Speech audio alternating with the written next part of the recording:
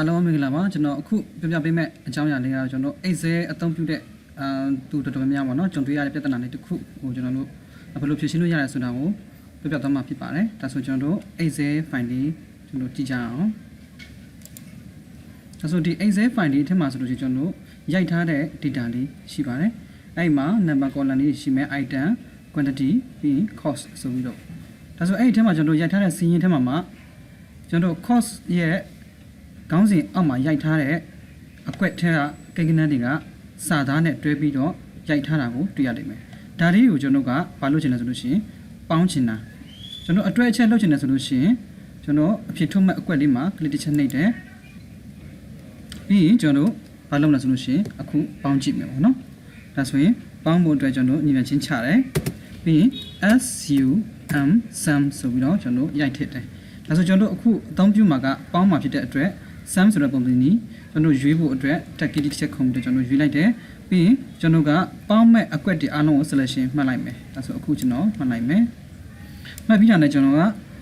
green စာရှိတဲ့အတွက် green ကိုပြန်ပြီးတော့ပိတ်လိုက်မယ်ပြီးရင်အဖြေထုတ်ဖို့အတွက်ကျွန်တော် enter key နှိပ်လိုက်တယ်ဒါဆိုအဲ့မှာအဖြေကမရဘူးကျွန်တော်ကတုံညပဲထွက်တယ်ဘာဖြစ်လို့လဲဆိုလို့ရှိရင်ကျွန်တော်က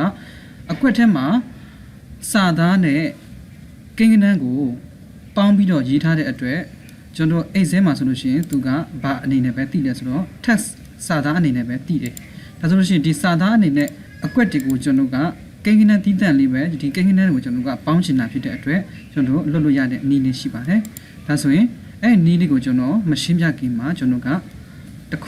ထပ်ပြီးတော့ပြပြမယ်ကျွန်တော်စာသားကိုမှကိန်းဂဏန်းအနေနဲ့ပြောင်းချင်တယ်ဆိုလို့ရှိရင်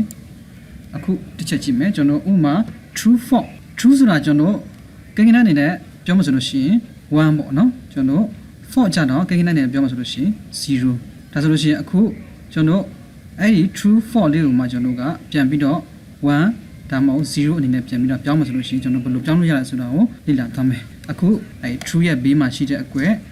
I နဲ့ 2 နဲ့ဆုံတဲ့အကွက်မှာတစ်ချက်နှိပ်တယ်ညီမချင်းချတယ်ပြီးရင်ကျွန်တော်အဲ့မှာ double negative ပေါ့နော်အနှုတ်လေးနှလုံးထည့်လိုက်တယ်ပြီးရင်အနှုတ်တဂီတာနှစ်ခုထည့်ပြီးတာနဲ့ကျွန်တော်ကအခုကျွန်တော်တို့ပြောင်းချင်တဲ့စာသားရှိတဲ့အကွက် true ဆိုတဲ့စာသားရှိတဲ့အကွက် h နဲ့ 2 နဲ့ဆုံတဲ့အကွက်မှာ click ချက်နှိပ်တယ်အဖြစ်ထုတ်ဖို့အတွက်ကျွန်တော်က enter key တစ်ချက်နှိပ်လိုက်တယ်ဒါဆိုလို့ရှိရင်သူက true ဆိုတဲ့စာသားလေးကိုသူကဘာအနေနဲ့ပြန်ပြီးတော့ပြောင်းမိလဲဆိုတော့1အနေနဲ့ပြန်ပြီးတော့ပြောင်းမိတယ်ကိန်းဂဏန်းအနေနဲ့ဆိုတော့ဆိုလိုတာကဒါက logical စာသားလေးတွေကိုသူက logical ကိန်းဂဏန်းအနေနဲ့သူကပြန်ပြီးတော့ပြောင်းပေးသွားတာကိုတွေ့ရနိုင်မယ်အဲ့လိုပဲကျွန်တော်က for ဆိုတဲ့စာသားလေးကိုပြောင်းချင်တယ်ညီမချင်းချတယ်ပြီးရင် double negative အနှုတ်တင်ဂီတာလေးနှစ်ခုထည့်လိုက်တယ်ထည့်ပြီးတာနဲ့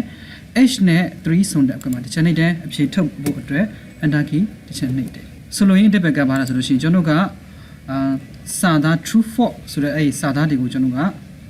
ကိန်းဂဏန်းအနေနဲ့ပြန်ပြီးတော့ဖော်ချင်တယ်ဆိုလို့ရှိရင်ဘာကိုသုံးလို့ရလဲဆိုတော့ double negative ကိုကျွန်တော်ကသုံးလို့ရတယ်အဲ့လိုပဲအခုကျွန်တော်အဲ့ဒီနီလန်းကိုအသုံးပြုပြီးတော့ဘာလုပ်မလဲဆိုလို့ရှိရင်အခုရိုက်ထားတဲ့ဒီ cost ဆိုတဲ့စာသားခေါင်းစဉ်လေးရဲ့အောက်မှာရှိတဲ့ဒီကိန်းဂဏန်းနဲ့စာသားရောပြီးတော့ရေးထားတဲ့အကွက်တွေကိုကျွန်တော်ကပေါင်းမှာဖြစ်တယ်ဒါဆိုပေါင်းဖို့အတွက်ခုနတွက်ချက်လောက်ခဲ့တဲ့အကွက်လေးမှာ click တစ်ချက်ပြန်နှိပ်တယ် e နဲ့13ပေါ့နော်ဆုံတဲ့အကွက်မှာတစ်ချက်နှိပ်တယ်ညီမချင်းချတယ်ပြီးရင်ကျွန်တော်ကပေါင်းချင်တာဖြစ်တဲ့အတွက် sum ကိုသုံးပြုတယ်ရွေးချယ်ဖို့အတွက် tag တစ်ချက်တွန်းတယ်အဲ့ထက်မှကျွန်တော်ကစာသားကိုကိန်းဂဏန်းအနေနဲ့ပြန်ပြီးတော့ဖော်ချင်တာဖြစ်တဲ့အတွက် double negative ကျွန်တော် double negative နှစ်ခုထည့်လိုက်တယ်ထည့်ပြီးတာနဲ့ကျွန်တော်ကယူမဲ့စာသားကဘယ်စာသားကိုမှယူမလို့ဆိုလို့ရှိရင်ကျွန်တော်ကဥမာဒီမှာတစ်ချက်ကြည့်လိုက်မယ် e နဲ့3ဆုံတဲ့အကွက် mmk ပြီး space bar တစ်ချက်ပုတ်တယ်အနောက်က900ဆိုပြီးတော့ရေးထားတယ်ဒီ900ဆိုတဲ့စလုံးလေးကိုပဲကျွန်တော်ကလိုချင်တာဒါဆိုလို့ရှိရင်ကျွန်တော်ကဘာကိုထပ်ပြီးတော့အသုံးပြုအောင်ဆိုလို့ရှိရင် right ဆိုတဲ့ formula လေးပေါ့နော်ဒါဆိုရင် r-i-g-h-t right ပြီးရင်ကျွန်တော်ရွေးဖို့အတွက် tag တစ်ချက်တွန်းတယ်အဲ့ထက်မှကျွန်တော်ကဒီအကွက် e ကနေပြီးတော့မှ e3 ကနေပြီးတော့မှ e ဘယ်လောက်ထိလဲဆိုလို့ရှိရင် e12 အထိဒီအကွက်ထဲမှာရှိတဲ့စာသားတွေကိုကျွန်တော်ကရွေးချယ်မှတ်လိုက်တယ်အဲ့ဒီအကွက်ထဲမှာရှိတဲ့စာသားကိုမှကျွန်တော်ကညာဘက်ချမ်းကစရည်လို့ရှိရင်3လုံးကိုပဲကျွန်တော်ကယူမှာဖြစ်တဲ့အတွက်3လို့ရိုက်ထည့်လိုက်မယ် green လေးပြန်ပိတ်မယ်ကျွန်တော်တို့က green ကဘယ်နှခေါက်စထားတယ်ဆိုလို့ရှိရင်နှစ်ခေါက်စထားတဲ့အတွက် green နှစ်ခေါက်ပြန်ပြီးတော့ပိတ်မယ်ကျွန်တော်က short ထွေးတဲ့အတွေ့အချက်တွေကိုလုပ်တဲ့အခါမှာကျွန်တော်တို့ကအဖြေထုတ်မှဆိုလို့ရှိရင် control shift enter ကိုအသုံးပြုရပါတယ်ဒါဆိုရင် control shift enter လေးကိုနှိပ်လိုက်မယ်ဒါဆိုအဖြေလေးထွက်လာတာကိုတွေ့ရနိုင်မယ်ဟုတ်ကဲ့ကျွန်တော်အခုပြပြသွားတာကဘာလဲဆိုလို့ရှိရင်ကျွန်တော်တို့တခါတည်းမှာအိတ်စဲရိုက်နေနေမှာအကွက်လေးအထက်မှာစာသားနဲ့ကိန်းကနန်းတွေကိုကျွန်တော်ကပေါင်းပြီးတော့ရိုက်ထားမိတာလေးတွေရှိတတ်ပါတယ်ဒါဆိုလို့ရှိရင်အဲ့လိုမျိုးရိုက်ထားမိတဲ့ကိန်းကနန်းလေးတွေကိုကျွန်တော်ကတွက်ချက်ပေါင်းရှင်တာပဲဖြစ်ဖြစ်ပေါ့နော်double negative ကိုအသုံးပြုပြီးတော့ကျွန်တော်ပေါင်းတို့တွက်ချက်လို့ရပါတယ်ဆိုတော့အားလုံးအစီအစဉ်များလို့မျှော်လင့်ပါတယ်ဒီဗီဒီယိုလေးကို like and share လုပ်ချင်းဖြင့်လည်းကျွန်တော်တို့ကိုအားပေးလို့ရပါတယ်ကျေးဇူးအများကြီးတင်ပါတယ်